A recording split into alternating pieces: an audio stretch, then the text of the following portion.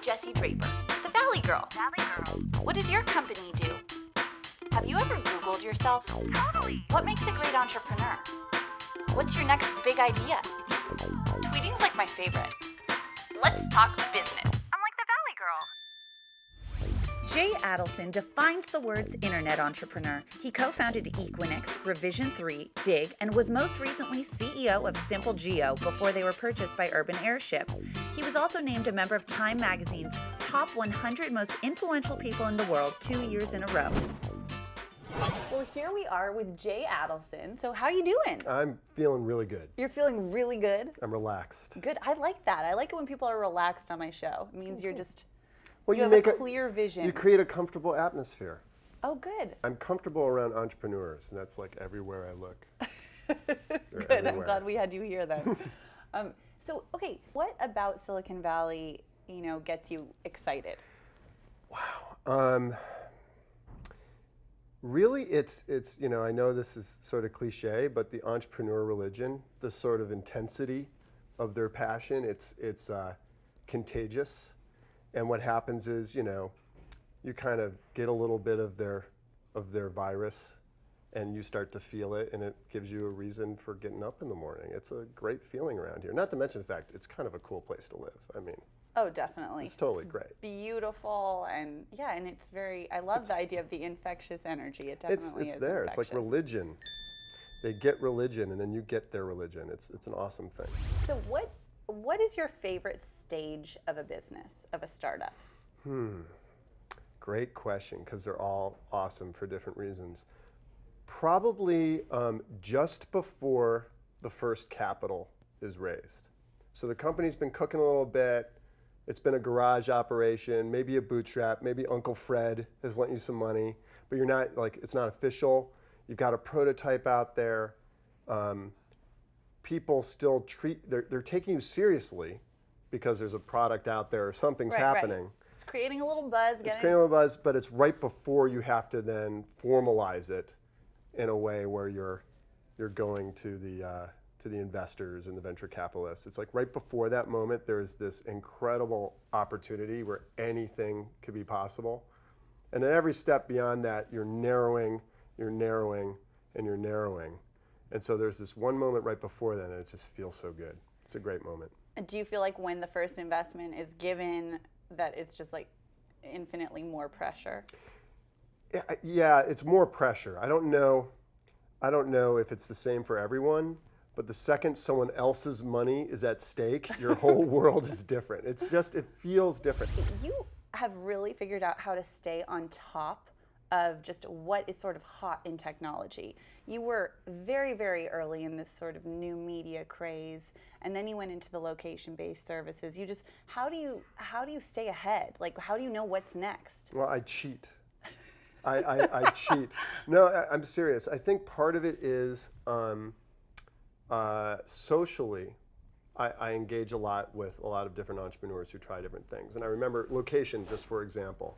I remember it was 2008 when I first started hearing about location services and what could be done and potentially what could happen. And I was on a panel with Michael Arrington and I think it was Jeff Hahn, okay. And Philip Rosedale. And we were all trying to come up with what we thought the next thing would be. And my thing was, there's this thing with location, if they can get it real time enough, but it wasn't then. So then then your radar is going, right? And then you notice somebody's working on it and you pay attention to it. In this case, it was an ex-employee of Digg, Joe Stump, okay. And Matt Galligan. And those two guys were working on it and trying to make a business. And Joe was involved in SimpleGeo as well, wasn't he? Yeah, he's the co-founder. Yeah, he's the co-founder. And now he is the founder of Sprintly up in Portland. Oh, cool. Yeah, so they're all over the place, these guys. And Matt's doing Circa, which is exciting stuff. Yeah, definitely. So, you watch them, you see what they're into, and then there's a market timing question, which is, there were people doing location service related businesses for the last 20 years, right? The question is, when do you want to play? And, it's no accident I was out of Digg for about 8 months when I saw the opportunity, and I took it when I could. And now Urban Airship has sort of taken that ball and is running with it.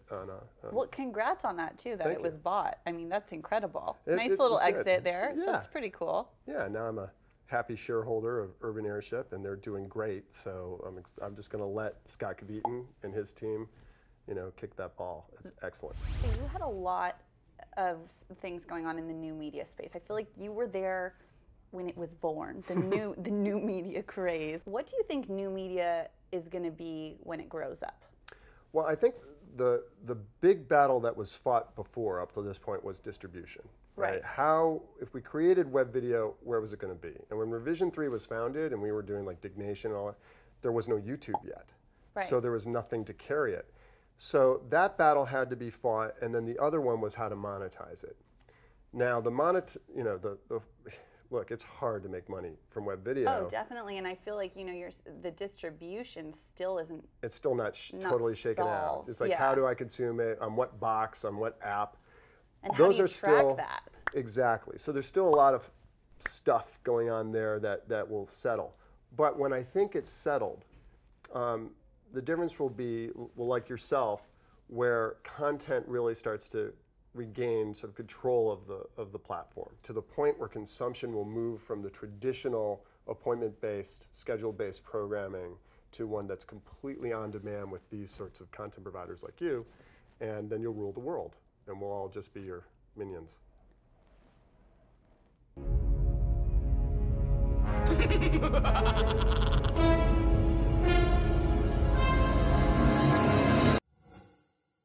I know you have a show called Ask Jay, and how's that going? It's going great. We actually shot 72 episodes of the show. Amazing. And then the Discovery deal with Revision 3 was happening. So I took a step back, and then I don't know. I don't know whether I'll keep shooting episodes or maybe change the content a little. I actually have a website I set up called moreaskjay.com. Oh, cool. And people are sending their emails and telling me what they think.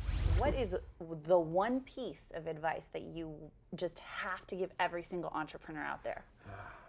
Like the common one, no matter where they're coming from. Yes. Well, there's a lot of them. But the one that comes to mind right this moment is break a rule. I love that. Well, think about it, right? I mean, the best entrepreneurs and best ideas are the ones that ignored whatever society said was the norm currently and just changed behavior, right? So you have to break some kind of rule, behavioral rule, some kind of rule. Now, hopefully not a legal rule.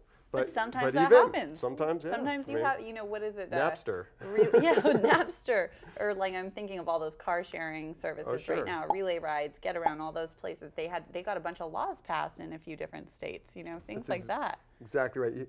So it's not the only piece of advice. But it's one of the ones that comes immediately to mind that's probably always true, is you should be breaking some kind of convention in your execution. Do you have a favorite company that you have worked with? Oof. It's like it's babies, it's picking a child, isn't it? That you have helped grow. That I've helped grow? Well, I mean, Digg was pretty amazing experience. I mean, I can't lie. First of all, we had the best parties ever. There you go. But the thing about Digg that I loved, and Revision 3, both of these companies had a similar fun culture that really focused on the lifestyle of working at the company versus necessarily what is sort of the traditional corporate atmosphere, and the people just were all friends, and it was a wonderful familial experience, and I'm better because of it. I think great entrepreneurs really have some way that they brainstorm. How do you brainstorm? Do you do it out loud? Do you draw pictures? How do you brainstorm? Well, it depends on the entrepreneur I'm with, because you riff off of each other in different ways. I've had, Kevin Rose and Kevin was the whiteboard guy, and I kind of sat back and threw darts at the whiteboard kind of thing. There have definitely been times when I've done things through, just sort of an artistic expression, because I come from film and broadcasting, and sort of thinking of it like a storyboard and drawing out a storyboard, which later becomes a company or a product. has been a way that I brainstorm with people, sometimes on a whiteboard, sometimes just on a sketch pad. Certainly there's you know, the bar experience. I mean, I don't know how many of my companies were started over beers, but probably most of them probably were a really, really good beer somewhere. Yeah, something like that. What are you most excited about in technology right now? Oh man, there's so many things. Okay, I'll give you something that it's like every day it's something different, but probably the thing that is really interesting to me is anything that removes clutter from my life. So there's a couple different examples of this. Companies like Yard Sale, have you heard of Yard Sale? Yeah. Companies like that where I literally, like when I want to get rid of something, it's that simple. Or maybe like Evernote, companies that help me organize. Anything that just helps me deal. Evernote is one of my favorite things ever. It's so important to me because I have ADD, horrible ADD. But the point is that there's all these, as more and more people are interrupted in their daily life, all of these different services that make things easier and more organized and more convenient, including getting rid of your junk, whatever. I think all that stuff is exciting. It's not like location awareness was, you know, it's not like a mega trend. But for me personally, you asked me what personally is exciting to me. It's like, well, this stuff impacts my life, and so it's interesting to me. I think I think you're onto something though. Like I was saying before, you're predicting the future. I feel like what's going to be exciting because you look at the internet basically brought us a bunch of clutter. Right. And so now we how have do you to sort through it? Yeah. Right, and you know, and really when you think about Digg and we're sorting through clutter, right? Circa is sorting through. Everybody's got their take on it. There's a massive amount of information, a terabit, 10 terabits, I forgot what it is now, per day being added to the internet of information. How do we make sense of it? Look, I love all that. I don't think they're all hitting the ball out of the park. I don't think they're all doing a great job of it. We have a long way to go. But it's an interesting area to watch because as I see my 14-year-old, you know, with their texting every 5 seconds. Oh, yeah. You know, I think that perhaps we're going to need some new tools to deal with life going forward. Oh, definitely, definitely. Well, Jay, thank you so much for being on the Valley Girl Show. You are absolutely wonderful. This was really fun. It's my pleasure to be here. I'm like the Valley Girl. And I'm like Jay Adelson. That was so good. that was the best inflection we have had. We should have Moon Unit Zappa.